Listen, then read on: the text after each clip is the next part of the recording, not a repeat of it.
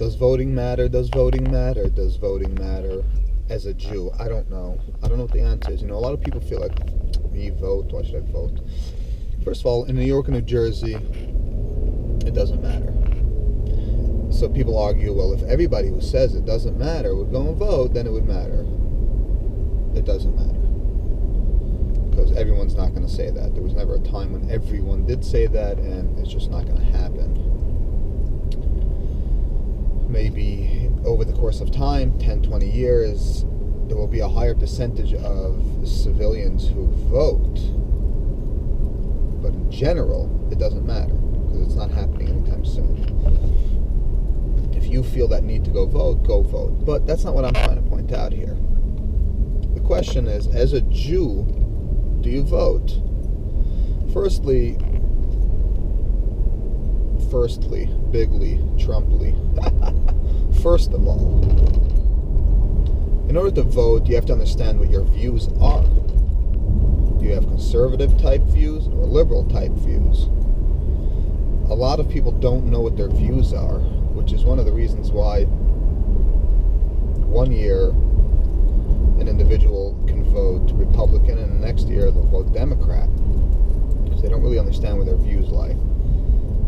You have to understand where your views are. There are actual issues behind political movements. So you could go onto Google and you could take a couple quizzes. I know my views are between 60 and 85% conservative, depending on the quiz. So before I talk about that, let me just say that we're asking, should you go vote? So there is this idea. I don't vote personally, not right now at least. I don't care that much about America. My goal is Israel. That's my thing. I don't care to go vote, and I live in New York, so I don't feel like it matters anyway. So I don't vote in this stage in life. I don't know if I live there for another 5 years, if that would change. If elections are as exciting as they were now, and they continue to be so exciting every 4 years, then it might actually get me to go vote, because it's almost like sports. You really get into it, right? You have debates, family, friends. It's a lot of fun. It could get you to go vote. So maybe if I was here, and if I were here in America for another 20 years, I would register and vote. But right now, that's not the case. But we try to be open-minded and understand different arguments and concepts. So we were talking actually about this after our chakras the other day, about voting. Should Jews vote? Do we have to vote? Like, is there some kind of moral obligation to vote, in other words? So I think the answer to that, there could be differences of opinion, but there is one argument that kind of feels like, that kind of says, you want to preserve your values and your outlook in the world or in the country as a whole. So if you're a conservative and your values align with conservative type values, then you want to preserve that, because you believe that's the correct way to progress in the world. So you might think to yourself, well, you have somewhat of a moral obligation to do your part in trying to preserve that. The same way that you're doing your part in preserving Judaism by being religious and keeping, 613. So there is that argument. There is that argument that maybe there's some kind of moral obligation to take care of. Well, there's another argument that the country that you're in, you got to do what you got to do. But maybe there's some kind of moral obligation where you have to kind of do your part in preserving your worldview, your outlook. So maybe, I don't know. Even with that argument, I'm not going to vote, because I don't care. I think, especially the politics on social media, the way that it's discussed and debated about with family, friends, to me it's just like sports. It's like an idol. People watch it and listen to it for hours a day.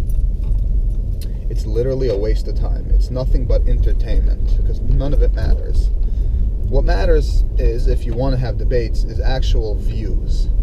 You want to debate about immigration or security abortion, gun laws, economy, education. These are things you could debate about. But who you're voting for and it's turned into such a joke, it's unbelievable. This candidate said that, he did this. It's all a bunch of garbage. It's all to distract you. Behind the scenes is a much bigger picture. And the more spiritual you are, the more you feel like, look, Hashem is orchestrating all of this. Hashem decides who's going to win. And that's part of one of the reasons I don't vote, because I'm rocking with Hashem, you know what I'm saying? I'm just like, whatever. God knows who's going to win. Not a lot is going to change, especially if you live in New York. And it's all hevelavolin. It's all shtuyot. It's all bullish. Yeah, let's just call it bullish. Anyway, what am I saying? So there are some arguments for it, and there are some people who don't do it. Either way, you have to be open-minded either way. You can't be too passionate about it one way or another. If you're too passionate about politics, it's like your idol. You know, a lot of idol worship. So stop idol worshiping.